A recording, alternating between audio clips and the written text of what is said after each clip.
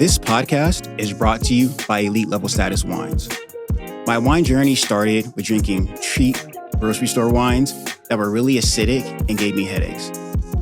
Then I switched to quote-unquote luxury, but overpriced, full-bodied wines that were really heavy and had a bad aftertaste. The inability to find the perfect wine led to the creation of Elite Level Status Wines. Elite Level Status Wines are approachable, medium-bodied wines with great flavor and minimal aftertaste. And with me being a health-conscious person, I wanted to create a wine that was lower in sugar and lower in calories than the full-bodied mass-produced wines that we always see. We currently have two wines. First is our Cabernet. It has notes of blackberry, cinnamon, plum, nutmeg, and French vanilla. Then we also have our rosé wine. Our rosé is going to be a flat, dry, pink rosé with subtle strawberry and raspberry flavors. Both wines are medium-bodied wines with less sugar and less calories, and they're both available on my website, elsfinewine.com. Check them out, and I hope you love it. The Elite Level Status Podcast is a motivational podcast designed to help aspirational people become elite. Got a special guest with us here today. He's a professional bodybuilder, an online fitness coach and trainer. His name is Ron Stevens. Ron, I appreciate you joining us today. How are you? I'm doing good. I'm glad to be here. Awesome, man. So I appreciate you coming. Got a lot to get into, but let's first start with kind of like your background. Where and how did you grow up, and what inspired you to become a professional bodybuilder? Okay. I was an athlete when I was young. I was always good in sports, played all sports when I was young, baseball, basketball, football, and then all the way into high school, ran track. And so I was always an athlete. So I was always a motivated, disciplined. That was more my my personality type. So I started lifting weights to get better for those sports. And then after college, I still worked out, but not really too hard. And I started training with a buddy who was a bodybuilder, and he asked me if I could train with him, getting ready for a contest that he was doing. And that's what got me into it. So you mentioned discipline. So do you believe that you were just naturally always disciplined, or do you think your discipline was something that was taught to you or something that you learned along the way? I think that I'm naturally a disciplined person. And I think when I was younger that I had aspirations of taking it further with my athletics. And I was always a good athlete, and I was always somebody who tried to be my best. And I always excelled in all the sports I did throughout when I was younger, and also through high school. And so I believe that's something that's already inside of me that I just developed. Yeah, I like that. What made you get really serious about weightlifting and training? Was there something happened to where, okay, you took it from not just wanting to be in shape, but really wanted to turn it into a career for yourself? Okay. I would say that training with my friend, getting ready for the show, I was just going to train with him because we trained at the same time. And he said, hey, I'm getting ready for a contest. You want to jump in with me and train with me? And before that, I really wasn't into bodybuilding. And, I would pick up a Muscle and Fitness or a Flex magazine back then. I'd look at it, and I always admired the guys that were in it and thought, wow, this is, these guys are just way beyond, what most people look like. And so I started training with him, and I could see that I had the genetics for it. My body started responding really well. So much so that I jumped in the show with him and actually placed better than he did in the show. And then after getting on stage and going through the whole process of competing, I realized that I enjoyed it, and I liked the whole process, and I wanted to continue. Okay. Were there any major challenges that you faced throughout your career when you were competing? And then if so, what was the challenge, and how did you kind of like work through it and overcome it? Okay. Well, I don't think I really had too many challenges when I first started. Bodybuilding is, I learned, is all encompassing. It takes up a lot of your time, a lot of your energy. And so I think just learning how to manage your time, with school or with work, other things you want to do, and bodybuild, that's the only thing that I felt was difficult or challenging. But I was able to, if you want it bad enough, and I kept doing smaller level shows, local shows, and I kept getting better and better and better each show. Yeah. And so that inspired me. But so that was really the only difficulties that I had starting off. As I went on further down the road, I developed some injuries or got some injuries, and then those were the challenges later on. Yeah. So it takes incredible discipline, like you said, time management. How do these skills transfer from training into other areas of your life? That's a good question, because if you talk to a lot of bodybuilders, male and female, they'll tell you that the skills and things that they develop while competing, whether it be time management, whether it be a discipline, whether it be any kind of like structure in your life that you use for bodybuilding, you can take that same thing and apply it to other areas of your life. Absolutely. Yeah, and a lot of people do. And a lot of bodybuilders, I know that the people think that some of them are dumb and stupid. That's like the old like big like muscle head kind of attitude that people think. But there's a lot of bodybuilders who are very successful in business. A lot of them, end up being chiropractors and nurses and end up turning out to be surgeons or really good in business because they have that discipline and desire that they use from bodybuilding and apply to other things. Right. So what does a typical day look like for you, and give me the differences between when you're in season and when you're off season? Okay. When I'm off season, most people would probably think that my off season is pretty strict, but it's not. I probably I would say I follow maybe like an 80-20 diet, where 80% of the diet's good, 20% is off schedule, and I eat what I want. So, what that means is I'm watching my nutrition and my eating throughout the week, and then I'll have planned times to go out, maybe 3-4 times a week, where I'll go out to eat and eat whatever I want: pizza, burgers, fries, ice cream, whatever, with friends, and or whoever I go out with. And so but I would say 80% of the week I'm on schedule, and I eat 5 to 6 meals a day religiously. And that's just something I've always done. And that's what most bodybuilders do. So that's what I do off season or in season. Okay. So I love the 80-20 rule. That's something that I try to follow myself. I feel like it makes your habits more sustainable. Yeah. And I feel like if you try to be, dieting, and I hate that word, dieting, because it's like, okay, you make a change and then, for a month or two, and then when the diet's over, you just go back to square one. I think it's totally pointless. Yeah. But with your method, you can still enjoy the foods that you love, but you're also the majority of the time eating the right things and, prioritizing your health. Right. What are some of your favorites foods that fall into the 80% that are healthy, that you like to go to, that are good for anyone, whether you're a bodybuilder or just a regular person? What should people be eating more of to maintain their health and fitness within that 80%? Okay, I would first of all, I like to when I write diets out for people or tell people to eat better on a lot of my posts and my reels on my social media, I try to keep it very basic and just try to eat the foods that you could easily sustain and maintain.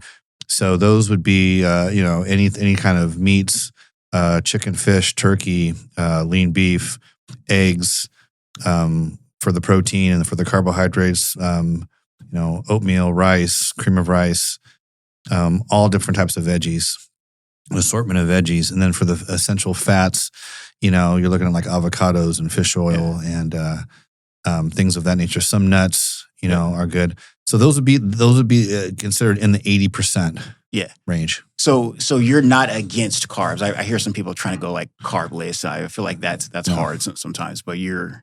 No. Well, you know what? It depends on the person and the individual. Everybody's body type's different. Yeah. And there are some people who could burn through carbs better, and there's other people that have to be very careful of carbs. And so I tell people, based on their genetics, what they should do. But if you're a person that has a hard time gaining weight, or if you're an athlete that needs carbohydrates, you definitely need them in your diet. Yeah. Okay.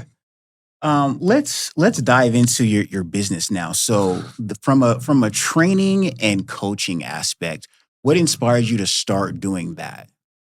Well, it was around college time. I was trying to decide what I wanted to do, and I went to San Diego State for just general physical education as a major, and I decided that I liked to train people, and at that time, this was in the early '90s. Personal training really wasn't a viable job. Yeah, people really didn't do it. I mean, there was a few people that would help you out in the gym and so forth, but it wasn't like a job right back then. And so there was national certification courses back then that were that people had to take. There weren't any of these tests you could take online. There weren't any of these tests you could take over the weekend or whatever. They were classes that I had to go away to a nationally certified place and do like a 3-day course. This was in at Loyola Marymount in LA, and it was sponsored by the National Academy of Sports Medicine, where you had to have some college background. You had to know kinesiology, anatomy, biomechanics. So there was a lot of people who were either strength coaches or physical therapists, exercise physiologists. People like that were the first trainers. Yeah, not just some Joe Schmo at the gym. Right. That would help people out. So you had to have some education behind you. So that's where I went first.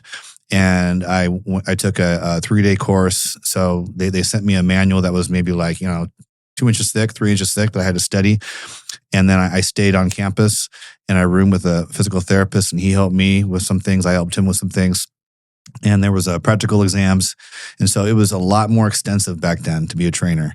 And so after I passed that course, that's when I decided I was going to go into personal training as an actual job. So when you first started, you were training in person, correct? Mm-hmm. Okay. And then when did you transition to being more of an online trainer? And I assume that's a lot easier to scale than training in person. So I assume that's why you wanted to make that transition, correct? So talk a little bit about that. Okay. Well, for years and years, I have been an in-person trainer. Yeah. In gyms. Whether it be in studios, whether it be in large gyms, smaller gyms. I worked in every different level of gym and working, one-on-one. Sometimes I would take, like two women at a time and train them, like sort of a group training session. And so I did that. And I trained for, 20 years in that kind of setting. This is before online coaching really developed. Mm-hmm. And so I put a lot of time, a lot of hours, a lot of sweat equity in the gym training people.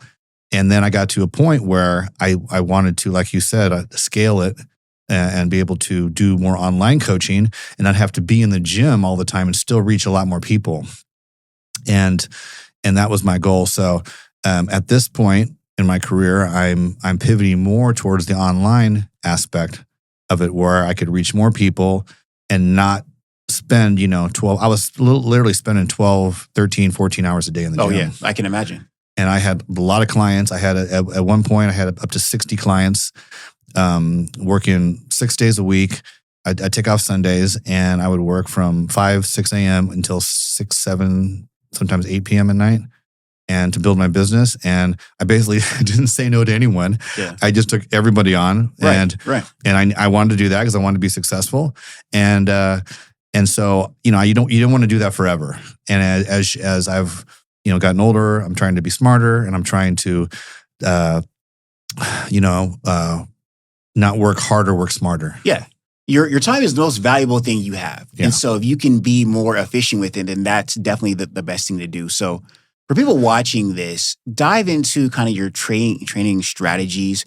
Are there specific people that you look to train? And then do you have any unique philosophies that you use in your training methods for your clients? Okay.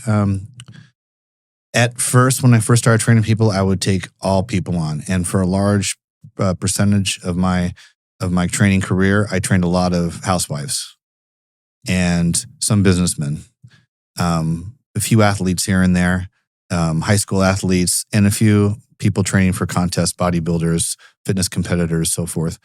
And So my philosophy back then was to tailor the workouts based around their goals, their needs. Everything there was no generic routines I'd give people. It was all based on their goals, their needs, their starting exercise level, and where they wanted to go. And so I would do specific, training and nutrition for their specific goals and needs. And now I've kind of pivoted again to mainly go toward men over 40. Okay, now why is that? I think that's a large niche. It's a large group of people. And I believe that I have a lot of credibility because for sure. For as long as I've been training and for my age, I didn't mention my age, but I'm 56. So I've been training, a long time. And I think that I have a lot of credibility for men over 40 in terms of health, wellness, longevity, and just overall, hormone therapy. Yeah. I delve into that. And I work with a company that Merrick Health, where people get their blood work done. So I work with them. I partner with them. And so I felt that was a niche that I could attack and go towards, and that I have credibility towards and credibility with, and that can I could be more specific and more I don't know, like focus in on that one group and help them. Yeah, and I love that. I think that is very important for people like you to do what you do to help men, and especially men over 40. Because I feel like that would be an age where men start to have self-doubt, feel like they're getting a little bit older, feel like they're losing a step maybe. Mm-hmm. They need to see an example like you to know that, okay, stop all the excuses. You can still be exactly to where you want to be. And I think, like you said, your credibility, your resume, to be able to show them the ropes is very, very important. How much of what you do is like mental though? Like there's a physical part of it, lifting weights, eating. I could only imagine though that there's a mental side that you have to be able to connect to give these guys the confidence to continue going, not give up, not use the excuses. Oh, I'm old. There's young guys out there and blah, blah, blah, whatever. Yeah. How do you kind of train the mental part? Because I'm sure it all goes together. Touch a little bit on that. Yeah, it does go together. And the mental part, the mindset is really key. And I focus on that a lot with people to try to inspire them, to try to motivate them, to not let them use excuses. Hey, I'm getting too old. I have this injury. I have that injury. I have a busy life. I have a family. I have kids. I have a work schedule. Everybody's busy, and you can't make excuses. You have to just execute and do it. So your mindset's really key, really important, having a strong a mind, and excuses don't get you anywhere. And most of my clients would attest that, I don't really accept excuses. If they're going to hire me, I'm more of a serious trainer. I'm not your buddy in the gym that's going to hold your hand. I'm going to try to get your mind right. I'm going to try to get your head right. And even outside the gym, when I'm not there, hopefully you're hearing me in your head about staying on goals. And, if you want to get to where, because I tell them, hey, if you listen to me and you execute and you follow what I tell you, you're going to get to where you need to be. Yeah. Period.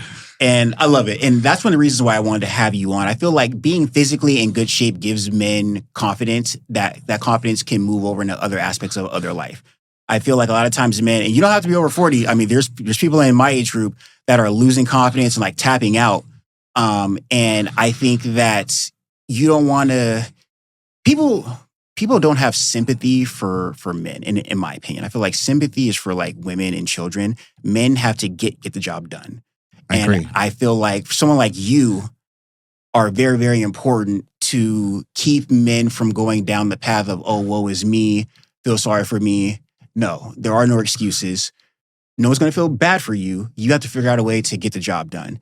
And sometimes they need to see an example and have that consistent voice in their head daily to show them, hey, look at me, I'm doing it, And so this can be you as well. So that motivational and mental aspect is extremely important. The more strong men in the world, I feel like everybody benefits. Like, yes. I benefit because there's more men that I can collab with, work out with, do business with. I want to have that strong network, and I want to have a network of men that I can, collaborate and work out together, and we can all be confident and physically in shape. Yeah. Women benefit. Women want strong, alpha, confident males that they can, talk to, be around, whatever. Kids benefit, so they can see a strong example. So, people may disagree with this, but the more confident, strong men there are, I think the world is a more better off place. I think that the world is a safer place. Yes. I think when men are down in the dumps, they can tend to become dangerous. But no successful, strong guy is dangerous because he doesn't want to mess up his life. If he's got it going, he's like, we're good. He's not going to do anything stupid, right? But a lot of times you see these crazy things happen, and who is the culprit? It's a guy that has lost confidence, maybe doesn't have a girl, maybe doesn't have, anything to work for. And so those dudes can become dangerous sometimes. Yeah. So I try to be inspiring and motivational when I can, but especially for dudes like you, it's very, very important to be that example to show guys. Like, no one's going to feel bad for you. So if you want to vent to someone, you can vent to me privately, but don't go out there and think that people are going to feel bad, because they're not. I think that's and again, just my opinion. I think people will feel bad for women, children, animals. No, I don't mean to interrupt you, but I am in 100% agreement with you. I think there needs to be more stronger men nowadays, and the way society has sort of flip-flopped, or the pendulum has swung, and there was weaker men and more beta men, and I think you're seeing like stronger men need to come to the forefront, and hopefully I could be part of that. Right. And and I want to be right there with you on that as well. I kind of cringe sometimes because I feel like kind of like the non-alpha traits are being popularized right now. Yeah. And it's hard for me to see, I have, just like younger cousins and just people that kind of look up to me and my network, right? And I have no idea what they're teaching them in school, but I can see kind of things that I run into, just on social media and on TV. I want to make sure that I step in and say, no, follow what I do. Right. Don't listen to that, right? Especially for younger men that don't have that alpha presence in their life. And so maybe it's kind of an old school way of thinking, but I do believe that the more alpha males we can have in the world, the better and safer world for everybody. No, I agree. So that's why I really respect what you're doing, and I want to have you on. Okay, so another question here. When you're training, a lot of times people train, they see results, and they have a goal, and they get 80 to 90% there. Right. But that last 10%, they can't quite get to where they want to go. Do you have any advice for people that, they want to lose 20 pounds, or they want to put on, 15 pounds of lean muscle, and they've put on 10 pounds of lean muscle? They're almost there, right, but then they kind of plateau. Yeah. And they can't get to their end goal. Do you have any methods to get around that to help people finish the job? Because finishing is so important. But that's also I feel like sometimes the hardest part. Right. So how do you help your clients kind of get around that? Well, I do have some people that I train that not all my clients are beginners. Yeah. I have some people that have worked out before, know how to eat, know how to train. And they come to me because they can't get to that next step or that next level. Yeah. And so they come to me. And what I usually do at that point is, and I think that I have a specialty in that because of my experience and because of me training. And I do what I do. So I know where they're at and how they feel. So I could understand and empathize with them. So what I tell people I get them to give me a 3-day schedule of their eating. And I look at their eating and how it coincides with their training. And I look for mistakes that they're making, whether it be the timing of their food. Now, this is very specific stuff. This is not the average thing for someone just trying to get in shape. This is for somebody, like you said, that, wants that extra 10, 15% they can't get to. Right. And they've done a lot of it on their own, but then they come to me and they're like, get me to the next point, get me to the next level. And so this is more specific things where I would take their nutrition, I would take the timing of their food, and I would take their training methods, and I would break it down, and I would look for errors. I would look for little things they're doing wrong, whether maybe they're not eating enough or they're not eating enough around their workout times, or they're eating too late, or they need to cut out these sauces that aren't good. They thought were good, that aren't good, or maybe they need to cut out the diet soda, or little things I'll take away that might make like you said, a 5, 10, 15% difference. Yeah. So usually they're not doing a lot of things wrong. They're doing the majority of things right. But sometimes just little things like the timing of their eating. I know that sounds very specific and very something that most people wouldn't really care about. But when somebody is trying to get that extra part, that some of those little tweaks make a big difference. No, and that's the whole point. And I'm glad you said that, because sometimes the last 5 to 10% of reaching your goal is in the details. It's in the margins. It's in the things that most people overlook. And that's why they aren't able to get to where you're trying to go. Yeah. So the smallest little things, and it could be dieting, but it could be whatever. I feel like if you have a goal. It could be sleep. Sometimes it's sleep. Yes. Some people get like interrupted sleep, or they eat too close to going to bed, and they're up all night, either like their stomach's growling or they're peeing too much, and they can't get to sleep. Sometimes it's a whole sleep thing. Sometimes it's a stress thing. Mm-hmm. It's not even exercise or working out. It's like a stress thing. They need to find ways to relax and take the stress away, the cortisol levels. Maybe it's different forms of therapy, whether it be like red light sauna or cold plunges or massage or active release massage therapy, something like that they're not implementing. It could be something just like that. Right. Yeah, I definitely agree. Okay, so if there's anyone out here that wants to work with you, that wants to reach out to you, how do people reach out and work with you? Okay, well, you could look up Ron Stevens IFBB. That's my Instagram handle. It's the same thing on Facebook, and I have a actual type form. You can click on my type form. I don't know. It would be like a. It's like a questionnaire? No, yeah, it goes to a questionnaire. I guess it'd be a form that you would click on my Instagram, and it's right below, it's in my bio. Yeah. And then that goes right to an actual questionnaire that they fill out, and then it goes to my email, and then I will answer them back and set up a Zoom call. That's how I usually start. Okay. So that's how you would contact me for any online coaching. Okay. If you live in Las Vegas, I do in-person coaching as well. And I go to people's homes, I go to gyms, I go all around town, wherever they need me and wherever I'm able to train them at. Some people have gyms, in their high rises, or some people have gyms in their home. I go to people's homes a lot. I go wherever they need me. And then I also am starting a new business that is I haven't launched it yet, and it's going to be a subscription business based thing. And it's going to be called the Wellness Vault by Ron Stevens. And it's an actual subscription plan where you could go on and pay a certain amount per month.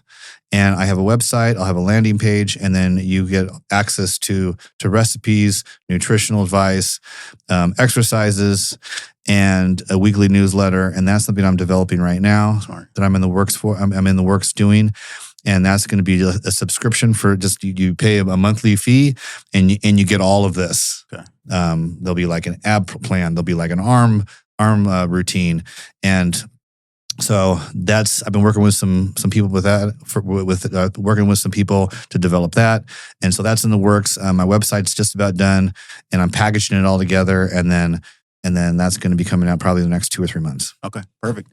So the best way for people to access that and your current program is through your Instagram, correct? Instagram. Okay. Yeah. And I'll definitely have that all linked when we post this.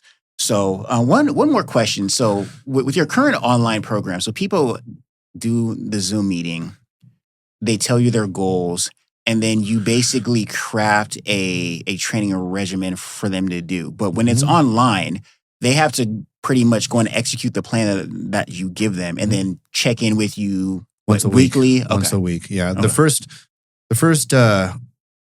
when they first start with me, I check in twice for the first 2 weeks, or twice a week for the first 2 weeks, and then it's every Saturday or Sunday, depending on how that works with their schedule. And so after the Zoom call, then I send them a whole package. I have a consent form, and I have a welcome to Ron Stevens fitness training letter. I do a nutrition plan for them. I do an exercise plan for them that I change up and I modify, depending on how they're doing and how they're progressing, and a cardio, supplements, everything. It's all packaged together, and I send that to them, and that's what they do online. Yeah. And then they have access to me as far as text messaging anytime they want, or emails, and I'll answer any type of questions they have regarding anything that I send them. And then, like I said, there's a weekly check-in, a weekly Zoom call where I keep them accountable. Yeah. I ask them how their week went. Did you have any hiccups? How'd everything go from 1 to 10? How far you were, how far did you stick to everything? And that keeps people accountable. And these are people that I work with that are around the country, and even some people around the world. I deal with some people around the world too. Right. Awesome. Well, I love it, man. Like, I identify with you. I respect what you're doing. It's very, very important. I'm trying to uplift and create more aspirational males. In my network, you're definitely doing the exact same thing. So the world definitely needs more people like you. So keep doing what you're doing. I appreciate you coming on. Is there anything else that you'd want to share? Anything else that you want to tell the audience? Yeah. I'm actually, I had an injury 3 years ago, and I tore I'm a pro bodybuilder. I compete in the pro circuit and IFBB, and I got hurt like 3 years ago. I tore my quad tendon off the bone, and I thought I was going to retire. That's where everything was pointing towards. And so I have recovered. I had surgery. I was out for like 1.5 years. Anyways, I got back in shape, so that anybody could do it, at any time. And I have a contest in 3 weeks and 5 weeks. So the first time I've competed like in 3 years. So I'm excited about that. Love that. And I feel like I'm back. Yeah, for sure. And it feels good. And so I know what it feels like to be injured and not your best. And I had a little down part, which everybody does in life. Things happen, but it's important to get back on the horse and to get back to yourself again. And so I hope to inspire people. I'm going to post some more things about my story leading up to these shows, and it'll be on my Instagram. And so the show's in 3 weeks in Chicago. The other one's 5 weeks in Tampa. And so I'm really looking forward to getting back on stage again. And I don't know how long I'm going to compete for. I qualified for the Masters Mr. Olympia a few years ago, and that's when I got hurt right before that show. Okay. So that was a big disappointment, but I feel like I'm back, and I'm glad to be back. It feels good. Yeah, for sure. Well, best of luck to you in those competitions. And give us your Instagram handle one more time. It's Ron Stevens IFBB. Okay. All right, perfect. Awesome, man. We appreciate you coming on. All right, cool.